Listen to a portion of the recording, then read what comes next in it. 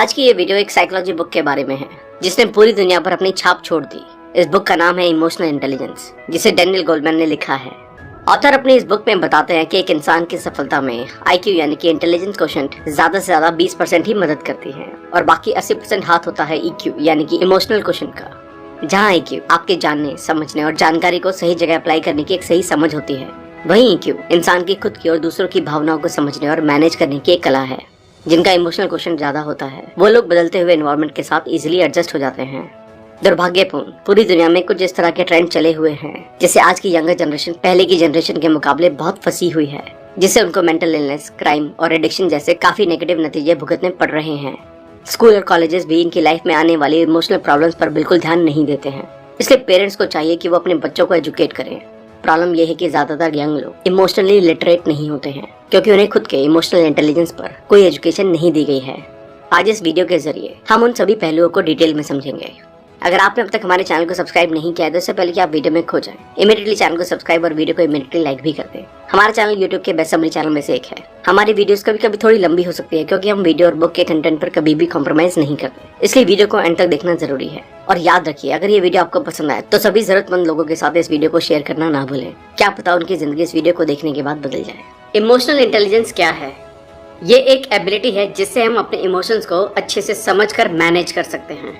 आप इमोशनली कितने इंटेलिजेंट हैं ये डिसाइड करता है कि आपके रिलेशनशिप की क्वालिटी, आप अपने रोज के कामकाज में कैसे अपने स्ट्रेस को मैनेज करते हैं, आप लोगों के साथ कितने अच्छे से बात कर सकते हैं और आप अपने जॉब में कितने अच्छे हैं। इमोशनली इंटेलिजेंट बनने का क्या मतलब होता है? इसका मतलब है आपको अपने नेगेटिव और पॉजिटिव इमोशंस को मैनेज करना आना चाहिए। हम अपनी पूरी लाइफ सिर्फ अच्छा फील करके नहीं गुजार सकते हैं। हमें अपने नेगेटिव इमोशंस को कभी भी इग्नोर नहीं करना चाहिए। एक इमोशनली इंटेलिजेंट इंसान हमेशा खुश नहीं रह सकता। उस इंसान को पता होता है कि कैसे हमें दूसरे लोगों के इमोशंस को रिस्पॉन्ड करना चाहिए, और जब हमें पता नहीं है कि कैसे हम दूसरों के इमोशंस को रिस्पॉन्ड करें तो सबसे अच्छा तरीका होता है कि आप रिस्पॉन्ड ही ना करें। आपको हर समय बहुत ज्यादा रिएक्ट करने की जरूरत नहीं है। हर समय रिस्पॉन्ड ना करने का यहाँ मतलब है कि अगर कोई इमोशन सही में कोई रिस्पॉन्स डिजर्व करता है तभी आप रिएक्ट करें। फॉर एग्जाम्पल, अगर आपके फ्रेंड का एक्सीडेंट हो गया है तो आपको जरूर रिएक्ट करना चाहिए, पर अगर कोई बहुत छोटी सी बात हुई है तो उस कंडीशन में आप रिएक्ट ना करें। इमोशंस यानी आपकी भावनाएं, ये भावनाएं आती हैं और जाती हैं। अगर हम इमोशंस की डेफिनेशन को जाने तो हम किसी भी इमोशन को पूरा कंट्रोल नहीं कर सकते। तो इसलिए इमोशनल इंटेलिजेंस को डेवलप करने से हम इमोशंस को रिएक्ट करना सीख जाते हैं और आप डिसाइड करेंगे कि आपको किसी सिचुएशन में किस तरह से रिएक्ट करना चाहिए। इमोशनल इंटेलिजेंस को डेवलप करना हमारे लिए इतना इम्पोर्टेंट क्यों है? जैसे कि हमने पहले शेयर किया, आप अपने इमोशंस पर जिस तरह से रिएक्ट करोगे उस तरह आपके वो छोटे छोटे रिएक्शंस आपकी लाइफ को अफेक्ट करेंगे। तो चलिए समझते हैं कि कैसे इमोशनल इंटेलिजेंस को डेवलप करके आप अपनी लाइफ में हेल्थ, रिलेशनशिप और काम में अच्छे बन सकते हैं। योर मेंटल हेल्थ, आपकी मेंटल हेल्थ ये रिफ्लेक्शन होता है कि आपकी इमोशनल लाइफ कैसी है। आप किस तरह किसी स्ट्रेस को मैनेज करेंगे अपनी एवरीडे लाइफ में जो आपको बड़ी और छोटी दोनों तरह का स्ट्रेस देता है, और ये डिसाइड करता है कि आपके दिमाग की हेल्थ कैसी रहेगी। आपको अपने इमोशंस को एकदम ध्यान से नहीं देखना है, आपको बस एक क्यूरियस ऑब्जर्वर की तरह उसे समझना है। आपको एक एक इमोशंस को अच्छी तरह से एक्सपीरियंस करना है जो आपकी लाइफ में आते हैं, और आप बहुत जल्दी समझ जाएंगे कि आप जो दर्द बर्दाश्त करते हैं वो ऑप्शनल है और आप अपनी मर्जी से उस दर्द को अपनी तरफ खींच रहे थे। योर रिलेशनशिप्स, आप अपने रिलेशनशिप को एक सफल रिश्ते का बंधन बना सकते हैं जो आपके इमोशन से जुड़ा है। अगर आप अपने दोस्त, फैमिली मेंबर या फिर आप जिसे प्यार करते हैं उनकी इमोशनल नीड को सेटिस्फाई करते हैं और उनके इमोशंस पर अच्छे से रिएक्ट करते हैं तो आप हेल्दी और अच्छे रिश्तों को अपनी जिंदगी में अट्रैक्ट कर रहे हैं। अगर आपकी जरूरत आपके रिश्तों में पूरी ना हो तो आप अच्छे से इफेक्टिवली बात करना सीखें और अच्छे कम्युनिकेशन स्किल्स के साथ अपनी जरूरत अपने पार्टनर को बताएं। ये सबसे बड़ी प्रॉब्लम होती है किसी भी रिलेशनशिप में और बहुत लोग इस प्रॉब्लम को फेस करते हैं। योर जॉब, अगर आप अपनी जॉब में लीडर की पोजीशन पर हैं तो आप अपने एम्प्लॉयज की बातों को ध्यान से सुनें। ये टेक्निक दुनिया के सबसे अमीर और सफल लोग भी इस्तेमाल करते हैं, और आपके एम्प्लॉयज की बातों को जब आप सुनेंगे तो आपके एम्प्लॉयज को भी बहुत अच्छा महसूस होगा और एम्प्लॉयज आपकी और ज्यादा रिस्पेक्ट करेंगे।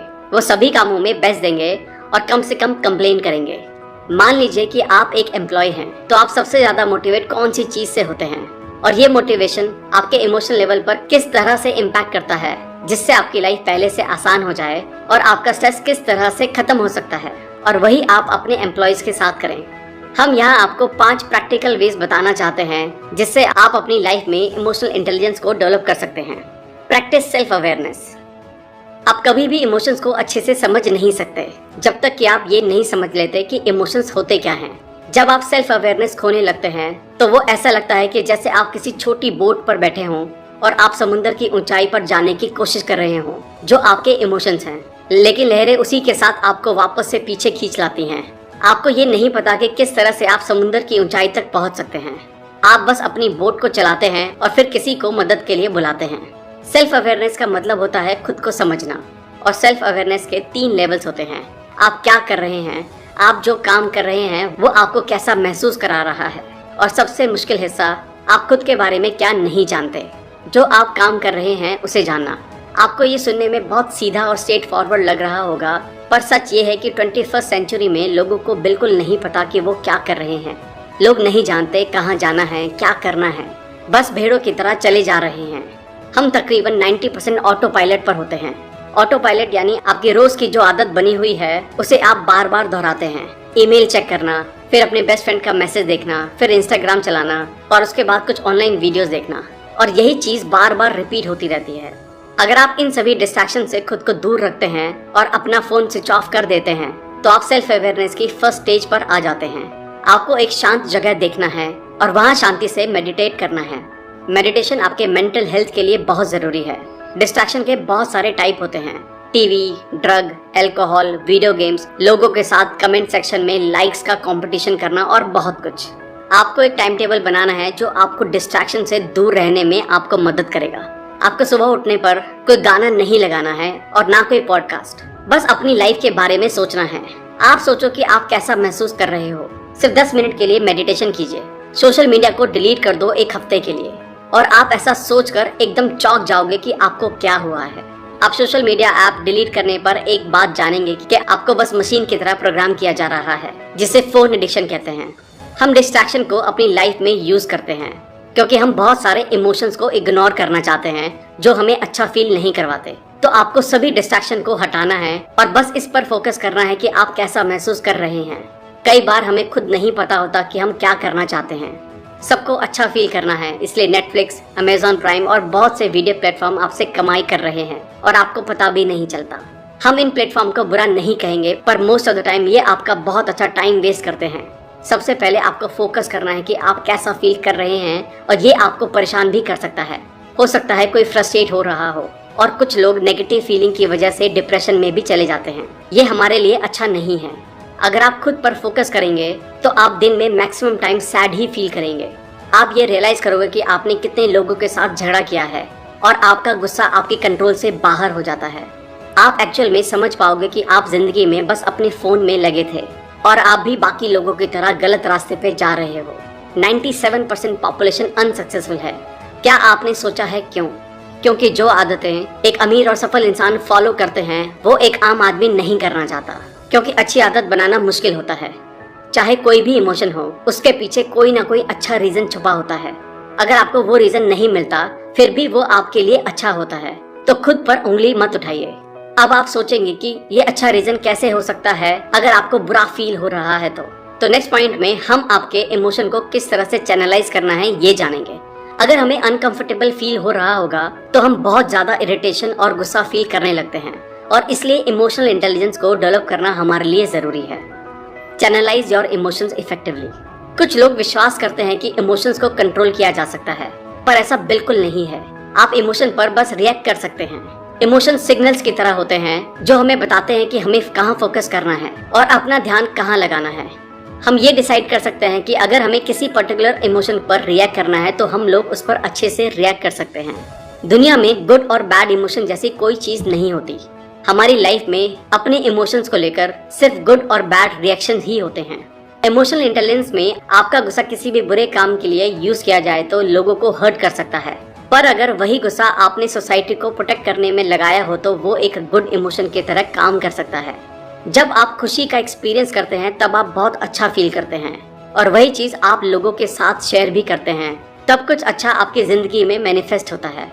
अगर आप खुद के गुस्से को किसी भी अच्छे काम करने के लिए यूज कर सकते हो तो आप इमोशंस को मैनेज करना सीख गए हो।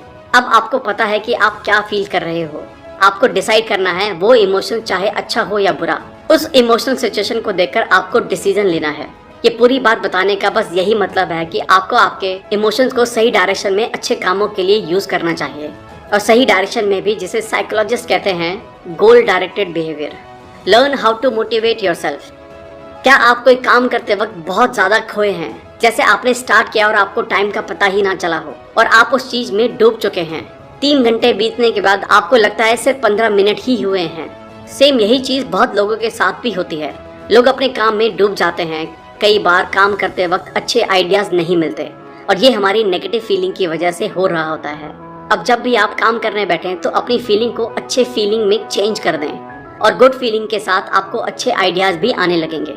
हमारी फीलिंग्स हमारे एक्शंस पर डिपेंड होती है। स्टार्टिंग में आपके एक्शन आपको मोटिवेट करते हैं और फिर आपके इमोशंस उस फ्लो स्टेट में आ जाते हैं जिससे आप काम में डूब जाते हैं। इस चीज को हम अपनी लैंग्वेज में डू समथिंग प्रिंसिपल बोलते हैं और ये प्रिंसिपल इतना जबरदस्त है कि आप भी इसे आज से यूज करना शुरू कर सकते हैं। हम आपको इसकी इंग्लिश में डेफिनेशन बताते हैं।